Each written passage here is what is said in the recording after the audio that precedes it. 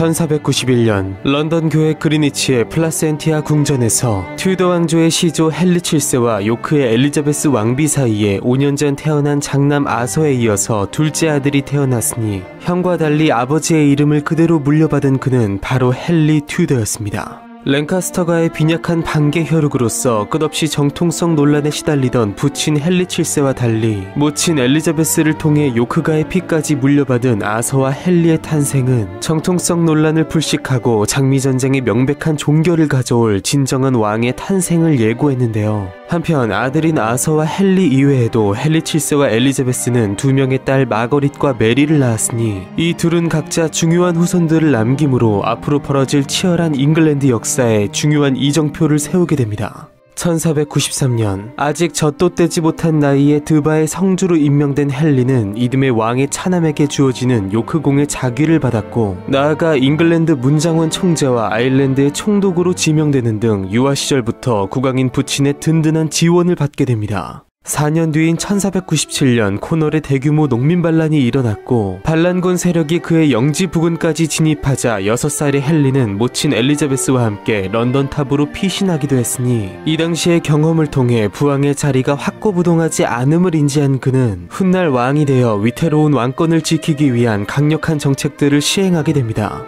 한편 어린 시절부터 우수한 가정교사들에게 최고 수준의 교육을 받은 헨리는 라틴어와 스페인어, 프랑스어에 능통했고 당대의 석학들과 천문학과 신학에 대해 토론을 벌일 정도로 군왕이 될 뛰어난 자질을 보였는데요. 그러나 어차피 형 아서가 왕세자로서 당연 왕위를 물려받게 되어 있던 만큼 헨리는 외국을 방문 시 부왕과 형을 수행하며 외교적 동맹관계의 중요성을 인식하는 등 차남으로서 누릴 수 있는 최소한의 경험만을 쌓은 뒤 일찍이 교회의 직분을 맡기 위한 준비 과정에 들어가게 됩니다. 한편 이처럼 헨리가 성장하는 과정에서 부왕 헨리 7세는 신대륙 발견으로 강력히 부상하던 스페인과의 국교를 공고히 하기 위해 결혼 동맹을 추진하게 되었고 그 일환으로 왕세자 아서와 스페인의 공주의 결혼이 대두되는데요. 당시 10살의 헨리는 부왕으로부터 스페인에서부터 공주를 호위해 오라는 명을 받았고 그로 인해 그는 결혼 상대인 형 아서보다 먼저 그의 형수님이 될 공주를 만나 첫 인연을 갖게 되었으니 이 스페인의 공주가 바로 콜럼버스를 통해 신대륙을 발견하고 자국 내 레콘키스타를 완성, 통일 스페인 왕국을 개창한 카스티아의 이사벨라 1세 그리고 아라곤의 페르난도 2세의 막내딸이자 이후 등장하는 스페인을 넘어 대륙의 지배자가 되는 카를 5세의 이모로서 숱한 이야기를 남기고 유일한 자손을 통해 잉글랜드 역사에 중요한 족적을 남기게 되는 카탈리나 다라곤, 즉 아라곤의 캐서린이었습니다.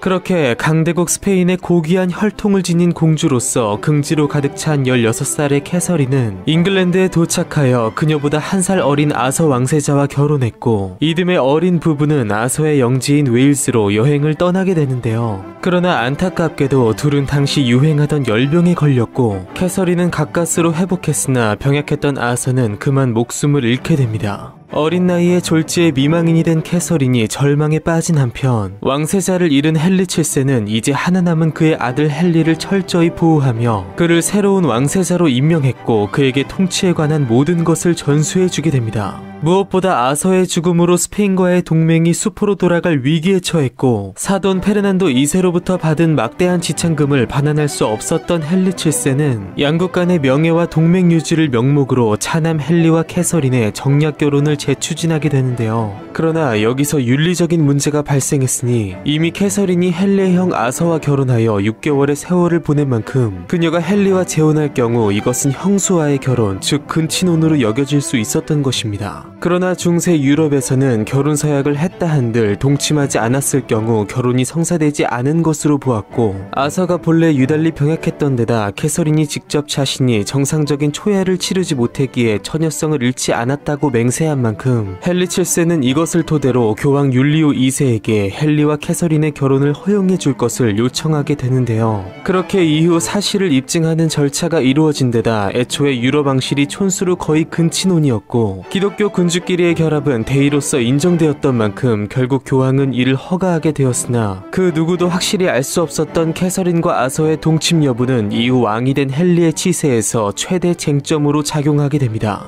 그렇게 교황의 허락을 받아낸 만큼 이전 혼인은 무효화되었고 헨리와 캐서린의 약혼이 이루어졌으나 헨리가 아직 한참 어렸던 만큼 두 사람의 결혼은 그가 성년이 되는 수년 후로 미뤄지게 됩니다. 한편 이처럼 초반 위기를 넘기자마자 정치적으로 더 많은 것을 얻어내고자 대국을 상대로 대범하게 장사꾼 기질을 발휘한 헨리 7세는 도리어 사돈 페르난도 2세가 지참금을 다 보내지 않아 캐서린이 자신에게 빚이 있다는 황당한 주장을 하며 그에게 추가 지급 요청을 했고, 페르난도 2세는 이것을 황당한 주장이라 여기며 매몰차게 거절하게 되는데요. 헨리 7세 역시 이에 분노하며 며느리 캐서린을 사실상 인질로 삼았고 결혼 시기를 계속해서 미루며 희망 고문하는 속에 그녀를 가난하게 살 정도로 푸대접했으며, 그녀의 아버지 페르난도 2세 역시 타국에서의 딸의 안위를 위한 적극적 대응을 하지 않았는데요. 이처럼 시아버지와 친정아버지 사이에 불쌍한 처지에 놓인 캐서린은 이후 오랜 고통의 세월을 보내게 되었으니 그 기간이 무려 7년이었습니다. 한편 형을 대신해 새로 왕세자가 된 헨리는 1503년 모친 엘리자베스의 사망 후 여태 살아있던 조모 마거릿으로부터 양육을 받으며 빼어난 청년으로 점차 성장해 나가게 되는데요. 그렇게 다시 시간이 흐른 1509년, 여전히 헨리와 캐서린의 결혼이 이루어지지 않은 상태에서 전란을 끝내고 튜더 왕조를 개창했으며 국가의 재정 확충을 위해 노력한 부왕 헨리 7세가 사망했고, 어느덧 18살의 반듯한 청년이 된 왕세자 헨리가 뒤이어 잉글랜드의 왕에 올랐으니 그가 바로 영국 역사상 가장 강력한 권력을 휘두르며 드라마틱한 인생을 살아가는 속에 수많은 이야기를 남기게 되는 헨리 8세였습니다.